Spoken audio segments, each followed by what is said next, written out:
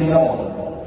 তিনি ছিলেন বাংলাদেশের প্রথম এবং মুসলিম বিশ্বে দ্বিতীয় নারী প্রধানমন্ত্রী। গণতন্ত্রকে ভালোবেসে তিনি গণতন্ত্র প্রতিষ্ঠার জন্য লড়াই করেছেন এবং দায়িত্বকে গণতন্ত্রকে কার্যকর করার উদ্যোগ নিয়েছেন বলেই দেশ বিদেশের গণতন্ত্রকামী মানুষ তাকে গণতন্ত্রের মাতা বলে সম্মানিত করেছে। উন্নয়নের সমৃদ্ধ দেশের একটি বেগম খালেদা জিয়া রাজনীতিতে আগমন ছিল আকস্মিক, কিন্তু দেশের প্রয়োজনে তা ছিল অনিবার্য।